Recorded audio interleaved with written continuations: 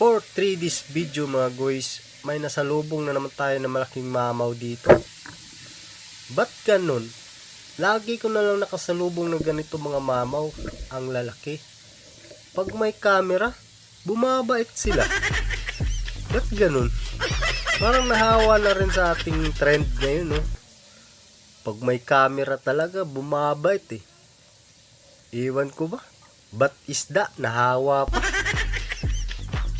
Yan o, laking mamaw. Thank you Lord sa blessing na naman.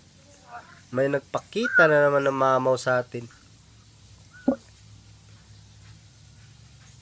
Kwartang linaw na naman. Malinaw pa. Sa sabaw sa pusit. Salamat guys. May nadali na naman tayong malaking mamaw.